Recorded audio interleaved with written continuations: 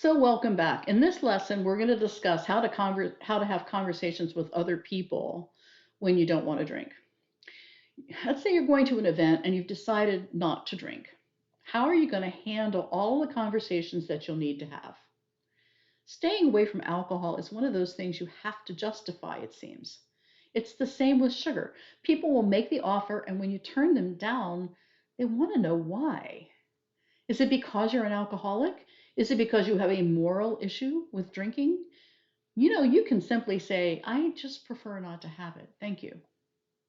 It's really important to have plans for these challenging situations. Decide ahead of time. Anticipate the obstacles that you're going to face. Yeah, this is going to take a little work. Some of you are thinking that this will be very tedious and take a lot of work. That's part of the problem because the brain wants to be efficient. It wants to delegate to the lower brain, the one that's already programmed, that's already efficient. The last thing it wants to do is to think about all this stuff, then expend energy with planning. Yeah, it's going to take effort, especially in the beginning. But once you unlearn the desire, it's effortless. It's just like riding a bicycle. That's a lot of effort, but once you know how forever. This process of trying, failing, and trying again is absolutely worth it.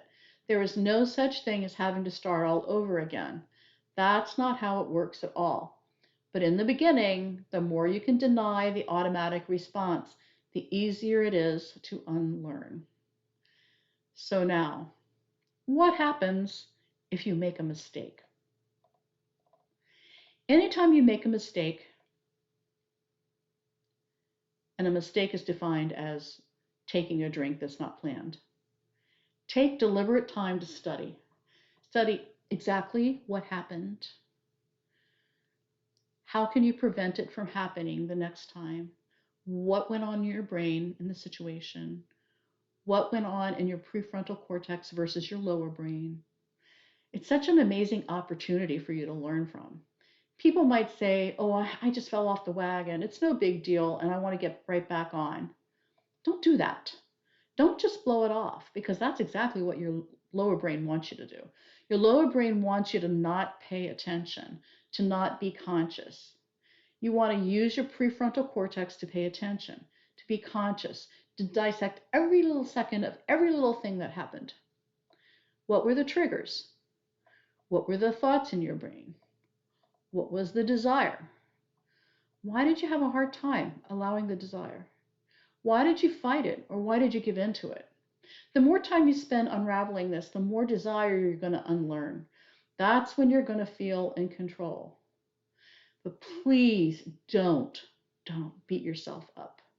Never beat yourself up. Never bring up negative emotions. Never tell yourself you're out of control. Never say this is never going to work. Never say this was too good to be true. Never say, oh my gosh, I can't figure this out. It just works for other people. Don't do anything punitive to yourself. Don't hang around anyone who doubts your ability. You're not powerless over this. You're completely powerful. You know why? Because you have a prefrontal cortex. You can use that to manage your mind, especially your animal primitive brain. It has no chance against your prefrontal cortex. Don't forget that this is a skill you need to learn, but once you learn it, it will be effortless. Ironically, once you unlearn desire, you delegate that lack of desire to your lower brain. Then the very thing that was creating all of that desire will now create the opposite for you just as efficiently, just as effortlessly as it currently creates desire. Once you get on that bicycle and practice, you'll eventually delegate it to that lower brain and won't ever have to think about how to ride it again. It's just like driving a car. First, you were trying to figure out how to drive. Now it's completely delegated to the lower brain. That's how we do it. We bring up what's happening automatically in the lower brain. We make it conscious. We change it by unlearning it, by allowing it, by paying attention to it, by unpavloving it. And then we redelegate the lack of desire around alcohol to the lower brain. It doesn't mean we have to give up drinking. We can drink. But we only drink according to the prefrontal brain's informed decision. We never drink as a reflex or as a reaction.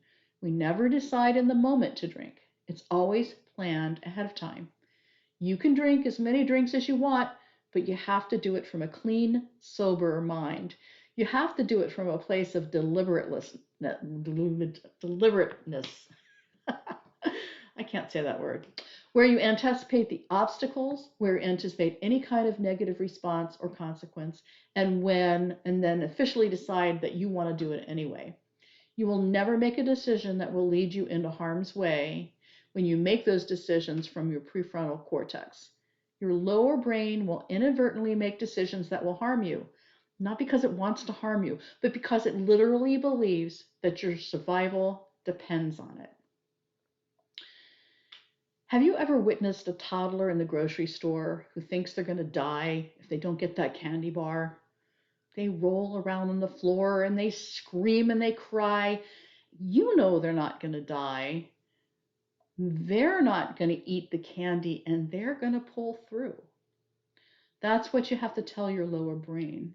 It thinks you're going to die if you don't drink the alcohol, but in fact, the opposite is true. If you continue to drink too much alcohol, you could die. Just let it throw its tantrum and then move on. If you find yourself in a situation where you have a tremendous urge to drink, all you have to tell yourself is, you can have that in 24 hours.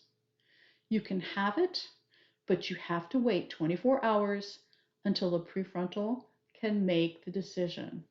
We can't make any decisions based on your lower brain. There's been a huge relief for people and prevented them from drinking in the moment.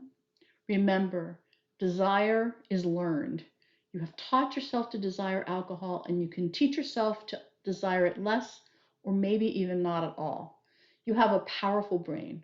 There's nothing on the planet that even comes close to your brain. You can use it if you apply this skill.